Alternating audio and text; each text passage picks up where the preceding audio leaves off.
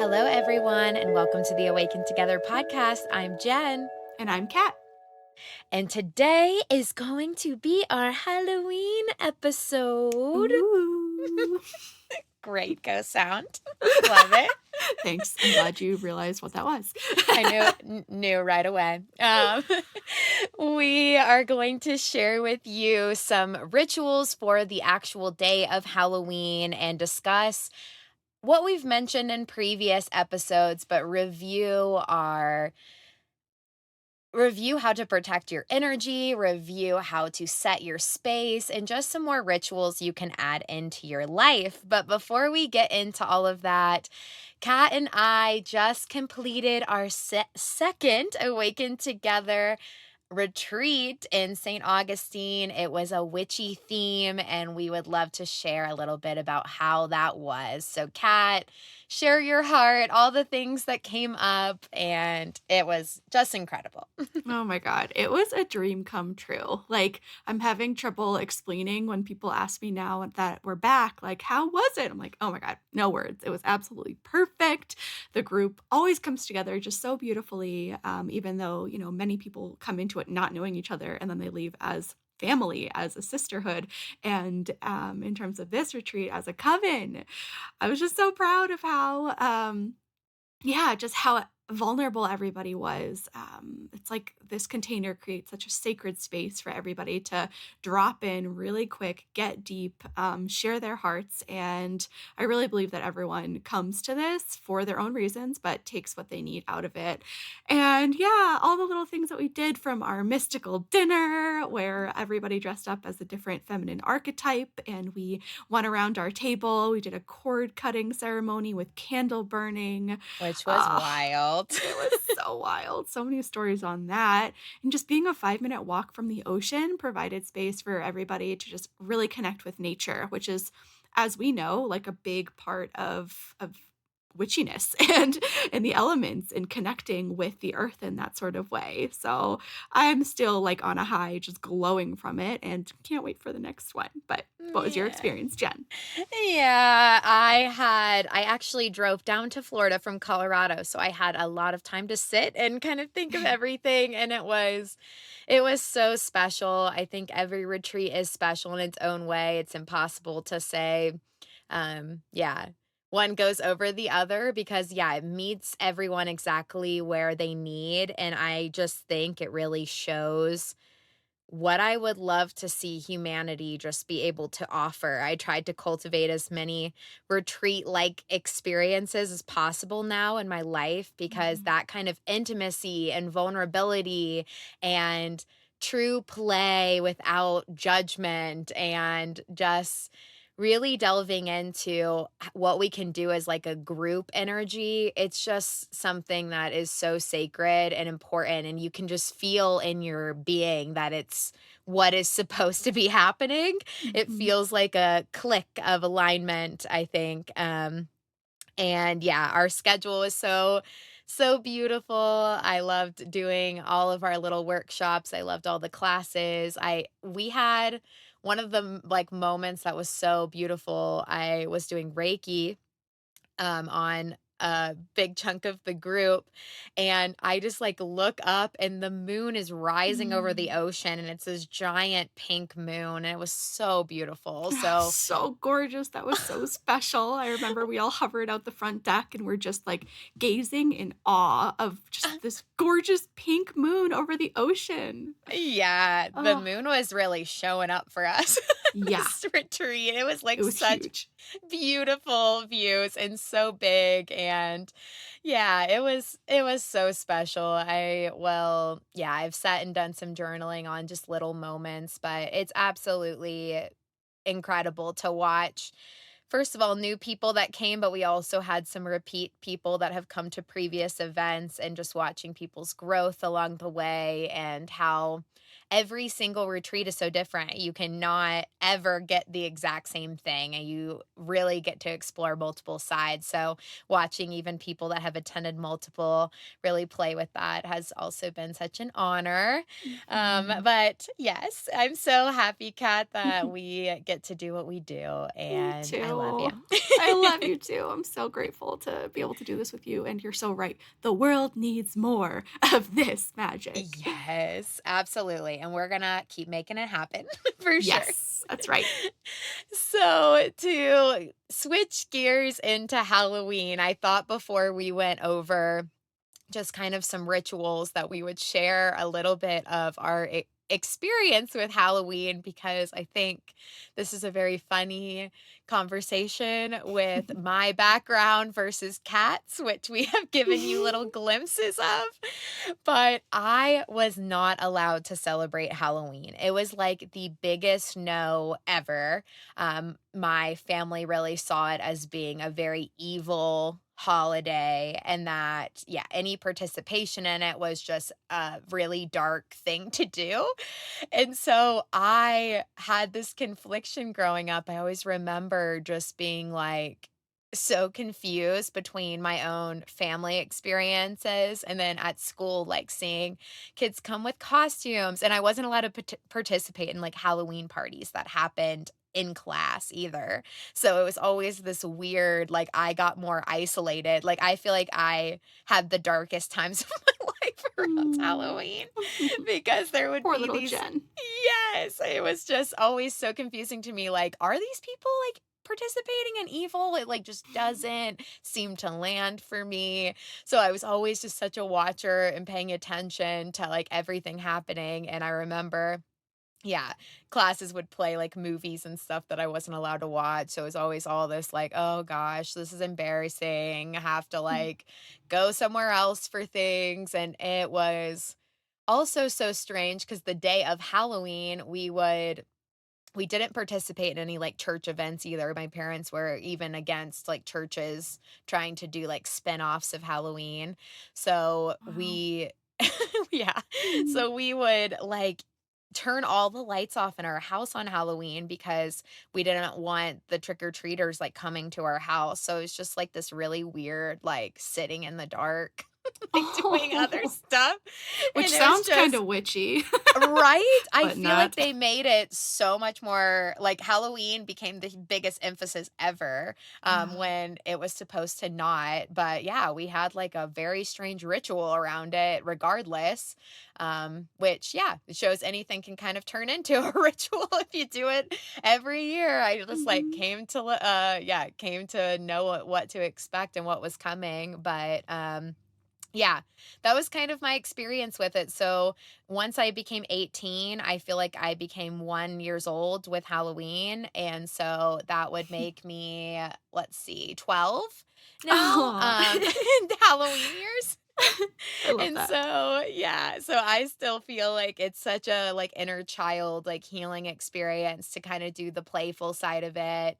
And yeah, kind of throw like parties and the dressing up. And I think there's so much fun to that. But I also do believe that there is a spiritual emphasis on this holiday because a lot of cultures celebrate it that way, and it's not necessarily exactly on October 31st, but there's a lot of heightened energy at this time in the year anyway. You get closer into Scorpio season, a lot of the eclipses come up. And so I do think there's a lot of rituals that are important to ground in. But we'll get to that. Kat, share a little bit of Little Cat's Halloween, and I want to hear what your favorite costume was. Oh, okay, okay, this will be fun.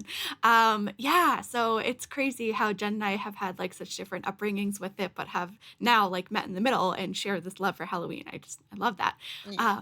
But yeah, growing up, Halloween was something that was encouraged in my household, not for any particular reason other than just being, like, a fun time for kids to, go out, trick or treat, dress in costume, be silly, just be kids. So, I grew up going to church every Sunday, but um, like in my parents' mindsets, Halloween wasn't like tied to church in any way.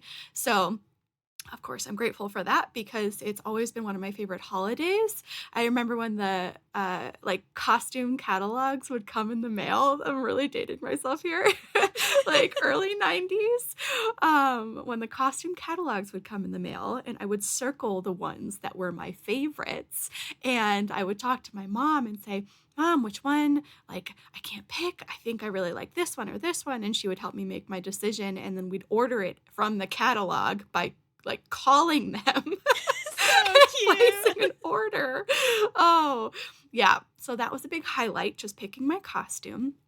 And then it would come in the mail, and of course, I'd have to try it on right away, and then I'd all get all excited about my basket and what candies we would buy from CVS to have for trick-or-treaters, when they came to our house, and then I remember always wanting to have, like, a Halloween party with my friends at my house, so we would host that. One year, we actually made a fort in our living room, me and my friends out of just boxes and like sheets, and we would draw on the boxes like little bats and windows. So we went Oh, all in, and I like love it.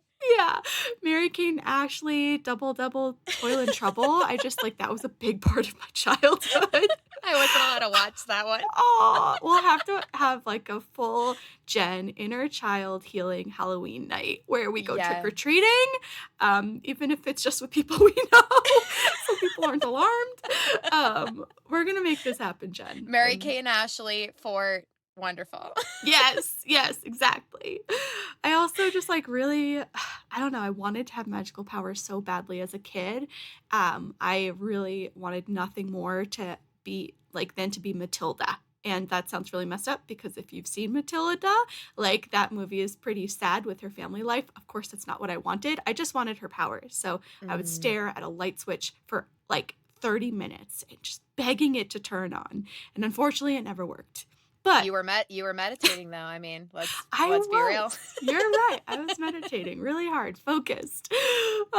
And then fast forward, I mean, a couple years ago, I remember listening to a podcast called Witchy Wisdom. And it's funny, like I looked at it recently and um, it's not really still going, but it was that podcast that turned me on to Reiki because she said that Reiki is the closest thing she sees to magic. And So then I true. started investigating it. And yes, I very much align with that now. Energy healing is definitely the closest thing we have to magic. It is magic. So Mm, that I was love kind of my that. experience. I love it. Yeah. And didn't you I mean, you grew up pretty close to Salem. Did you guys do that around Halloween a few times? Yes, I would go to Salem every single year with my mom. We would have like a little girls' day where we would just like go to Salem and go to the crystal shops and get lunch. And it's a beautiful town right by the water, and it's like quintessential fall in New England vibes. So I would Mm. highly recommend it to anybody. I'm actually going to be in Salem on Halloween for the first time this year. I'm Amazing. pretty stoked. It's going to be a madhouse. I'm already preparing, but gonna go dressed as a witch with Kyle and my best friend Margie and her boyfriend, and we'll probably have a couple drinks and just, do a little shopping and see what else Salem has in store for us. I love it. I did that last year. I was a few weeks before Halloween, but I was in October and it Yeah. was so fun.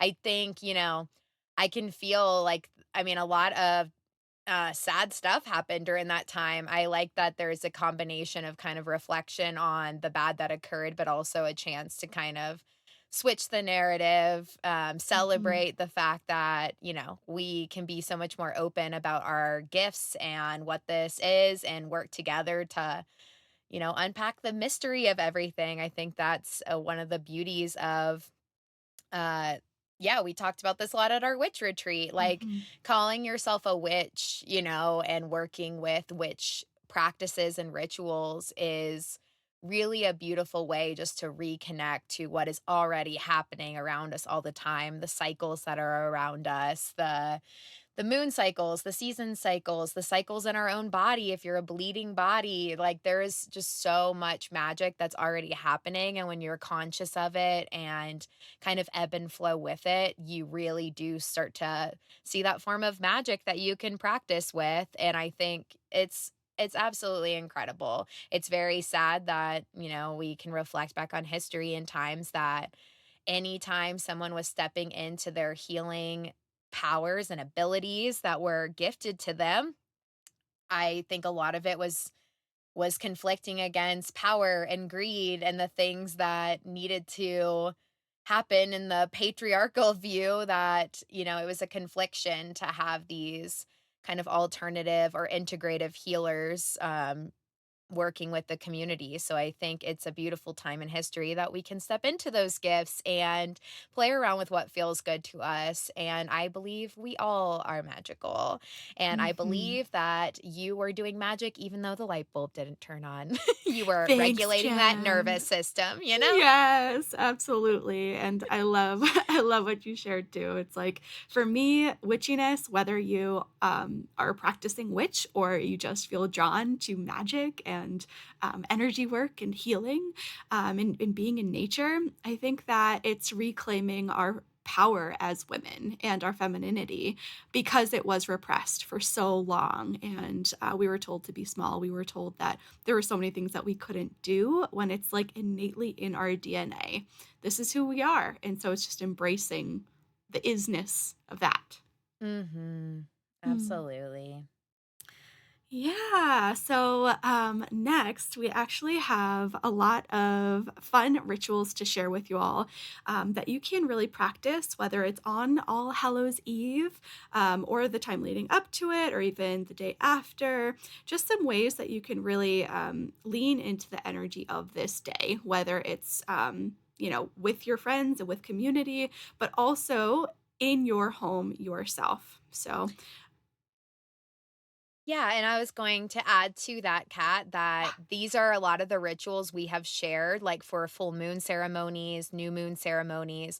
So these are more than just for Halloween, but we're going to kind of re explain to you how you can really hone in on creating ritual practice. And I think these can be interchangeable with being the day of, where there can be maybe a heightened mystical, spiritual aspect that a lot of cultures really tune into and reflect with, or you can just use this is a good time to kind of reset and restart. We're still entering into a new season. We are fully embracing fall. Like the leaves here in Colorado are falling to the ground. There's a lot of shedding happening. So I love the fact that the timing of the leaves doing what they're doing also coincides with Halloween. I think it's a perfect time to kind of do all these things. definitely. And our episode, I believe it was in season 1 called All Things Energy.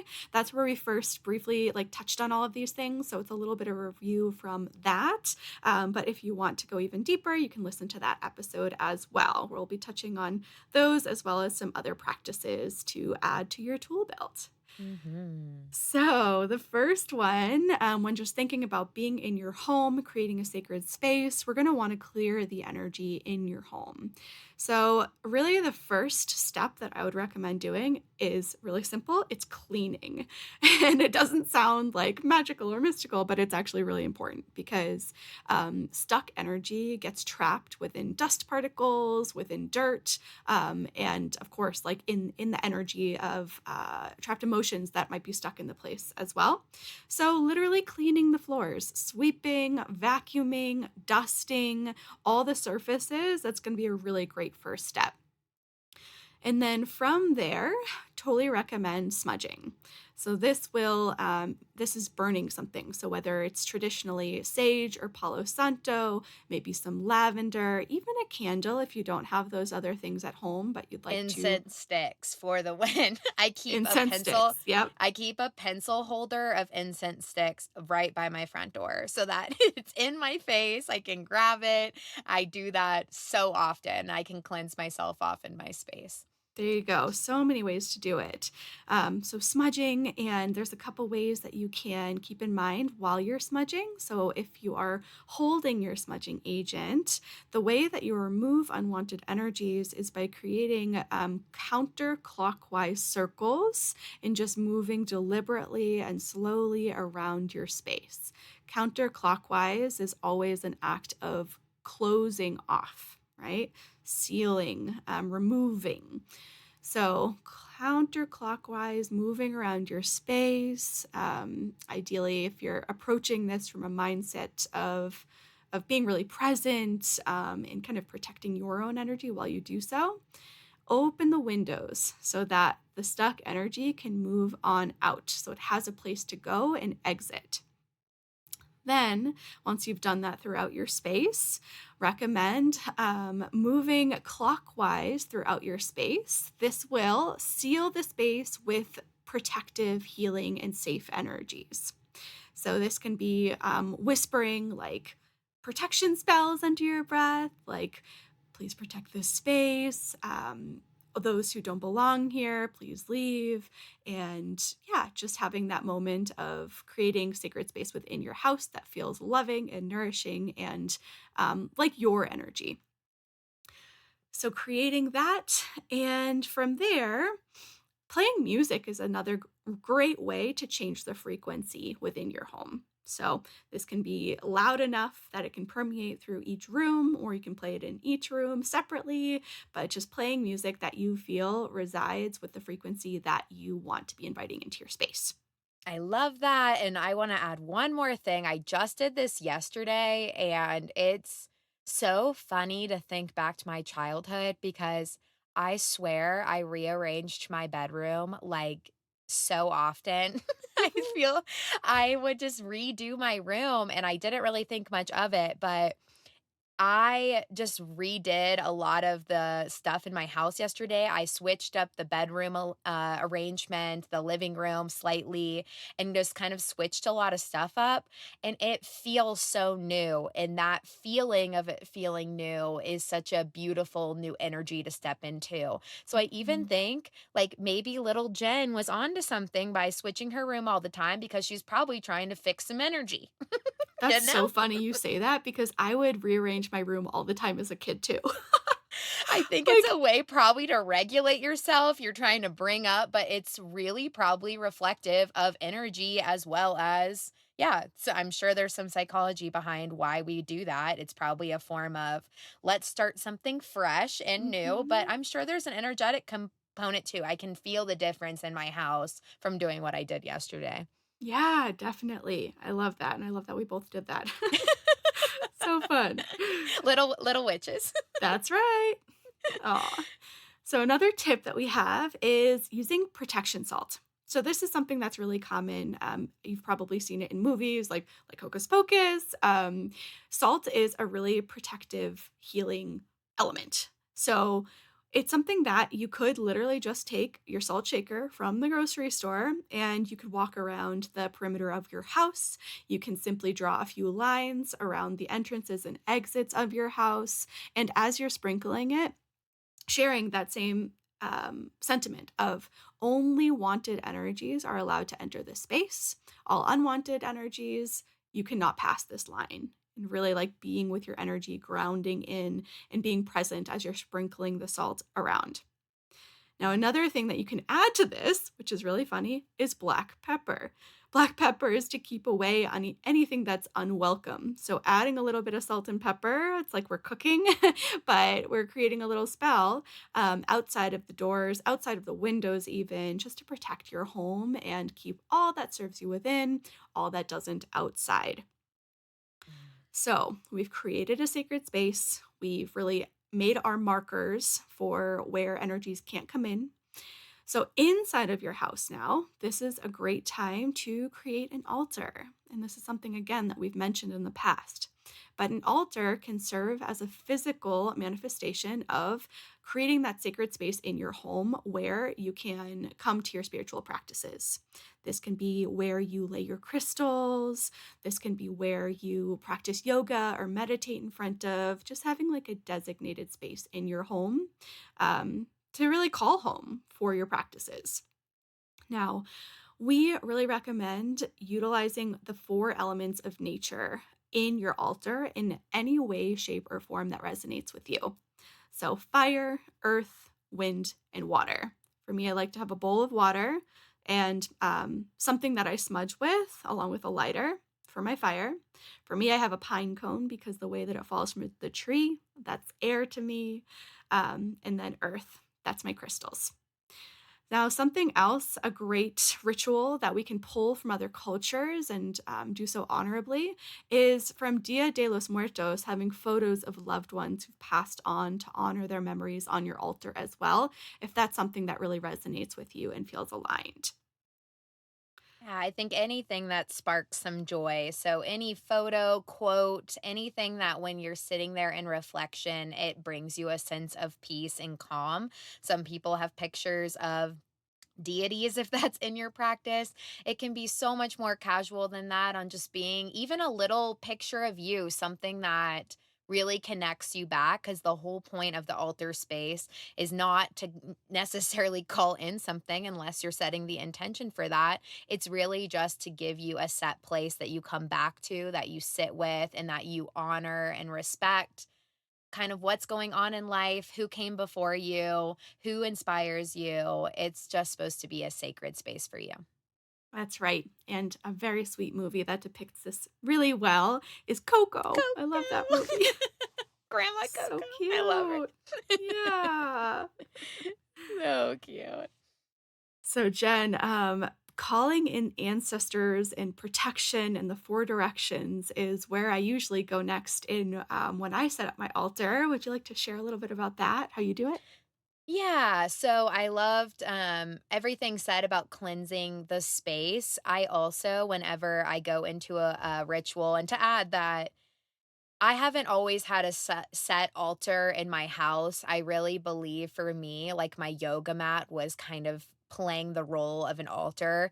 I would always roll out my yoga mat and I just knew who I was in that space because I have ebbed and flowed with my yoga practice since 2010. So every time I roll out my mat, it's like all previous versions of me that have stepped onto the mat kind of come together. It feels really sacred for me once the mat is rolled out. My homes have changed a lot over the years, so I haven't always had it in the same space. Sometimes yeah, I move my crystals around so much because I'm always taking them places with me. So definitely what my altar has looked like has shifted, but I can feel the difference when I create a space in my house that is primarily for that. I like to have it face the north. And yeah, I think when you have a set place, you can kind of then drive that energy to mean something else. So, if you're in your living room, you probably have habit loops around what the living room means to you. If you're in the kitchen, you know what the kitchen kind of holds for you. So there's like stories within our house of what we do because we're always generating routines and habits. So I do believe that when you have that space that's kind of defined as something different, it leads to that space having its own story, if that makes some sense. So that's how I view an altar. Whenever I'm sitting down to go into a more practice of calling in protection, calling in spirit guides, or calling in any higher being connection and information, I do a lot of cleansing on myself first. So the same way Kat described cleansing the house, I would cleanse myself that same way. So counterclockwise, I start at the crown of my head, work my way down, get underneath my feet, do my hands, and I set the intention, may anything that is not serving me be released. And then I do a lot of like actual touch connection to my body. I'll sometimes put my hands on the crown of my head, my third eye, my throat, my heart, my solar plexus, my womb space, my sacral area, and then my hips, and just say, may my body arrive in this moment. May I be grounded. May any information that is needing to come to me be clear. And I always do an intention before I go into a space of like kind of calling in more. I like that sense of protection. I do this before I we do this before any retreat. I do this before I really pull cards most of the time because unless I'm doing cards kind of after a yoga practice where I've already stepped into some mindfulness, I believe that it's important to do that because that's how I think you really connect to your cards and start to realize that there is more than just a lucky card pool. There is a story there. And I always keep my card decks on my altar, by the way. But to call in protection, I do those practices. And then we have shared on meditations on this podcast of envisioning a white light just above your head, picturing that light pouring through your body, really setting that intention through visualization of a dome of protection within you and around you. Visualizing is really how you can call in that protection so easily. Visualizing really drives our energy. It drives what we're doing, how we're perceiving things. And yeah, I think visual meditations, I like to picture a dome of protection around me before I go into a space that I know is going to suck a lot of my energy or take a lot of my energy if I don't kind of call that in.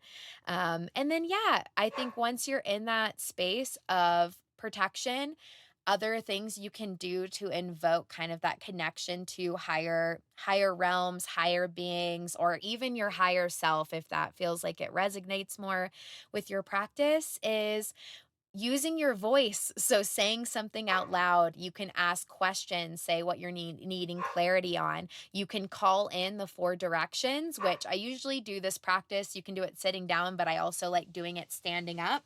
This comes also from other cultural backgrounds where they really believe that connecting to each direction has different elements and energy qualities behind it. You can search calling in the directions little mantra quote. um what's a good word for that? Invocation. Invocation, love Mm. that. Yes. And so you can search that and kind of read it out loud. I like to face each direction and just honor each space before I sit down. You can also actually read out the whole thing that you can search very easily. And maybe you print a copy to have on your altar. We went over this with our retreat space and kind of said it all out loud. And I've said this before and I'll say it a million times again. Our voice creates vibration, and vibration interacts with energy. And when you really speak something out loud, there is incredible significance in that. Your body responds to those vibrations, what's around you responds to those vibrations. So, actual chanting and saying something, not just in your head, but out loud, has a lot of power behind Mhm. it. Yeah, it brings it out from inside into the physical realm, into reality. Right? Yeah, Yes. It's powerful. incredible. We did chanting at our retreat, and I chanting just you can feel a high and a buzz like you've never felt before when you Mhm. really sit with chanting. There is something so sacred. I think of that a lot um in religion, even just amen, just some of these sacred words. Om for our yoga philosophy and practice. These are vibrational sounds that you create that really have significance. And when we make those out loud, not just individually, but even in a group setting, whew, magic. Mhm. Like Oh, so yeah. magic.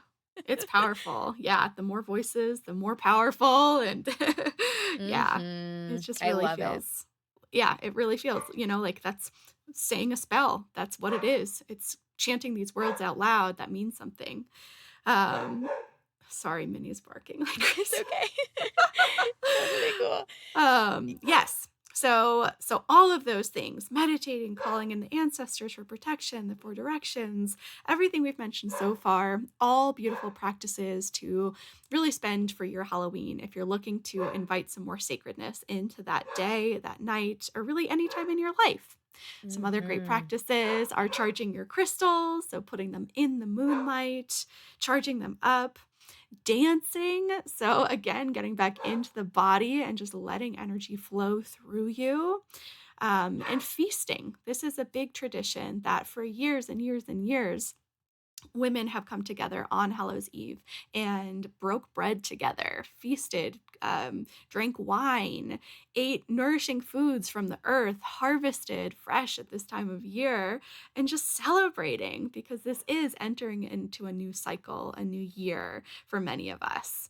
Connecting with nature, both by eating it and just surrounding ourselves with all the different elements so that we can find unison and the beauty and the magic that comes from that balance.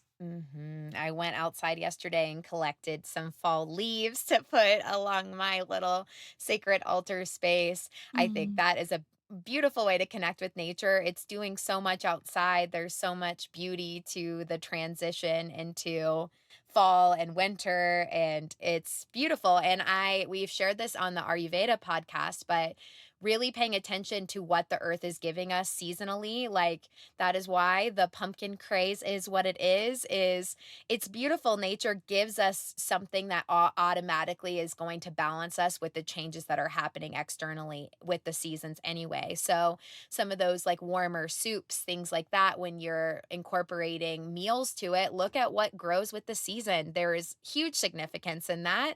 And then just to add a couple other things, I always love to do card pulls on special days like Halloween and just anytime the moon is doing something wild up there, which our next one is on the 25th of October.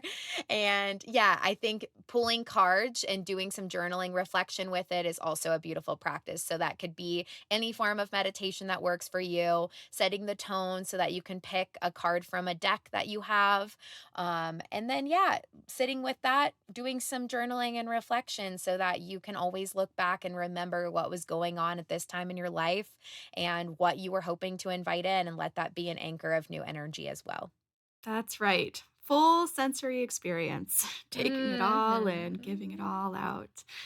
Ah, well, this was a fun one. I hope that y'all took something away from this that you'd like to inspire your own celebration on Halloween. And we'd love to hear if there's anything else that you do that we didn't mention that really means something to you. We'd love to hear it and to share it as well. You can follow us on Instagram at Awaken Together Podcast. And we'd love it if you followed us, rated, and reviewed this episode and other episodes of the show. We love you all so much and can't wait to chat with you again next week. Happy Halloween. Happy Halloween. Bye. Bye.